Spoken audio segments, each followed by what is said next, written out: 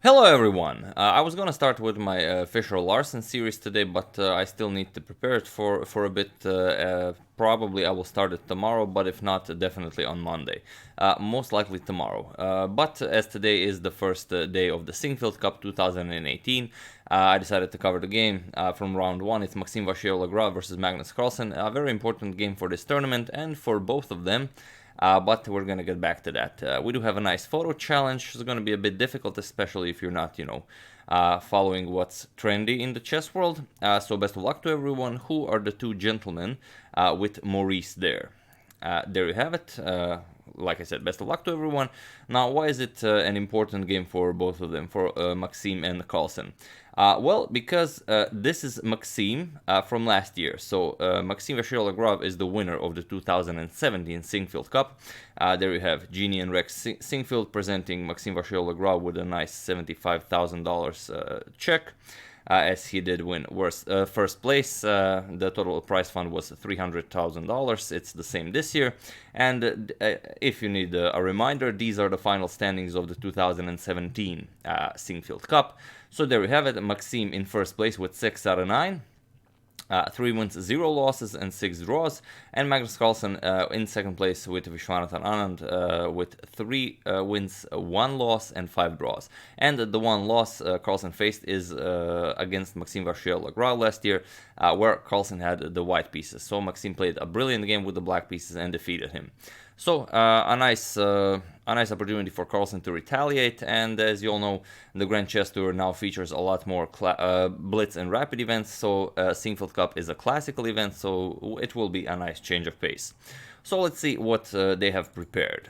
Maxime opened with e4, and we have c5. Carlsen goes for the Sicilian defense, immediately stating that he is definitely up for a fight. Knight to f3, knight to c6, and we have knight to c3, not immediately busting open the center with the d4. Waiting to see what black will do. And here Carlsen goes e5. He goes for the closed variation. We have bishop to c4, and here, as Maurice said that he checked in the database that bishop to e7 is the standard move here.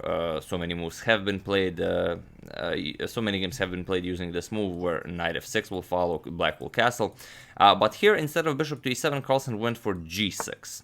And Maurice said that there was like one game in total played in professional tournaments between 22 and 2300 rated players, and it's very interesting to see how Maxime will deal with this. Will this be a loss of a tempo for black, and will white be able to take advantage of the weaknesses? For example, d4, knight d5, knight g5, there are weaknesses, bishop to f7. So will Maxime try to take advantage of this somehow, or will he simply continue developing? Here, Maxime immediately went for h4. So Carlsen presented him with a target. Maxime decided he will go for this target. h5 by Carlsen. Now h5 will be met with g5, but this is played. h5, g5, and now comes knight to h2. The knight on f3 doesn't really have any useful squares in any near future, so we have knight to h2, preparing a maneuver like knight to f1 and later to g3 or e3, depending on how black decides to develop. Here Carlsen plays knight to f6. Also, an interesting idea was this d6 move. And after white continues, for example, knight to g4, the immediate f5. E captures on f5, bishop captures, and now knight to d5. This seems like an okay idea for black, but it's an engine line, and Carlsen decided not to go for it. So after knight to h2, we have knight to f6, and now d3. Here we have once again a position where the engine gives knight to f1 as the absolute best without wasting this d3 move. But again, we have to remind ourselves, Ivanchuk did say it, the hardest move to find in chess is a move with the knight back. For example, after knight comes here, d6, knight e3, here knight would be controlling these very important central squares. And black will no longer have any options of any breakthroughs in the center with the d5, f5, or even a6 can be met with a4. You will never be able to push b5. So white would definitely enjoy this position. But okay, after knight f6, d3 is played, and now comes d6. Knight to f1, bishop to g4, and now f3. It's very interesting. If you play queen d2, for example, then black can indeed capture this h5 pawn, because now knight to d5, attacking the defender of the bishop here, you can simply play bishop to g6, and black is perfectly fine here. In this line, where bishop comes to g4 and Maxime replies with f3, here it's impossible to capture the pawn, because now knight to d5 cannot be met with bishop to g6. White is threatening to remove the defender of the bishop, or if you capture, then you get this. Again, two of your pieces are under attack. But after knight to d5, if you play bishop to g6, now there is no queen on d2, so you're welcome to play bishop captures on g5. The pawn is, of course, pinned, otherwise you're going to lose the rook, so white would be in great advantage here. So, okay, after f3, Carlsen has to go back, bishop to e6, and now comes knight to e3. Bishop to g7, Carlsen keeps on developing, knight c to d5, and here Carlsen castles. Also, you can simply go for a series of exchanges here, but after knight captures, bishop captures, black can castle. It's still going to be a better position for white, and the black didn't really achieve anything with all of these exchanges. So, after knight c captures on knight c d5, we have castles, c3, and now rook to b8. Carlsen is ready to push b5. So we have a4, a peculiar position where Maxime played both a4 and h4 plus h5, and his king is still in the center, but there is no real way for black to take advantage of this. A6, preparing b5, and now comes g4. So, as there was no real way to stop b5, Carlsen plays it. We have b5, a captures on b5, the bishop is now under attack, and here Maxime, after giving the position some consideration, played bishop to b3. Also an idea was knight captures on f6, after bishop captures, then go bishop to d5, again white would keep his control of the d5 square, and also a very interesting line was rook to a6, attacking the undefended knight, but still after knight e7, knight captures, and bishop moves. It's pretty much a matter of taste. Do you prefer this position with your rook on a6 or that position? But I don't know. Seems like a rook on a6 is a very nice rook. I don't know. But okay, after a captures on b5, bishop back to b3, and now comes knight to e7. Knight captures with check, queen captures knight, and now comes castles. Queen to b7, here with ideas of maybe pushing b4 in the future, but keeping an eye on the d5 square. Carlsen would very much enjoy pushing d5, and also if the bishops are exchanged, then the f-pawn will become a double d-pawn, but also it could be useful in pushing d5 in the future. But Maxime has a way out of this. He plays bishop captures, we have f captures, and now c4. With complete control of the d5 square, which will prevent Carlsen from this central break. And okay, Carlsen plays b4, we have b3, and here knight to d7. Carlsen isn't interested in opposing Maxime's control of the a file. We have queen to e2, and now comes rook b back to d8. Knight to c2, and now comes knight to b8. Carlsen wants to remaneuver the knight over to c6 to control d4, and Maxime has to keep an eye on this d4 square. So bishop to e3, knight to c6, now the battle is for the d4 square, and king to g2, as the f-pawn will come under attack, so better defend it now.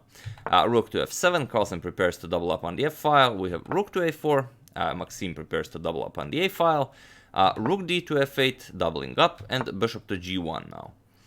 We have bishop to f6, preparing to remaneuver the bishop over to b6, as it's not all that useful on g7. Rook f to a1, Maxime doubles up on the a-file, bishop to d8, and now comes rook to a8. Bishop to d8 was played, so now the rook can infiltrate the back rank. Here we have rook captures on f3. Also possible here was bishop to b6, which doesn't force anything. Okay, rook captures, and here after queen to d1, it seems that black would be better here. There are no breakthroughs for white. Black is the only one that can create a central breakthrough at some point if he wishes it. Black can always oppose white now on the a-file, so it seems like a superior position than to what Magnus went for. But okay, rook to a8, rook captures on f3, Carlsen decides to give up two rooks for the queen. Queen captures, rook captures, king captures, and here king to g7 was played. We have king to e2, and now comes bishop to b6. Rook comes to a6, now comes king to f7. Rook to a8. We have king to g7, rook 8 to a6, king to f7, rook to a8, and Carlsen played king to g7 for the third time. And it was in this position that a draw was agreed upon due to a threefold repetition. But it doesn't really make all that much sense. For example, if you try something like bishop to a7 with ideas of trapping the rook, you're just gonna improve white's position, because rook to f1 check is coming.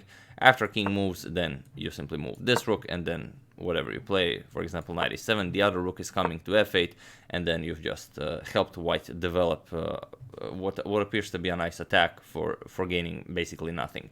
So here Carlsen sees that he didn't really gain all that much with giving 2 rooks for the queen, and in this position, after king g7, they agreed to a draw.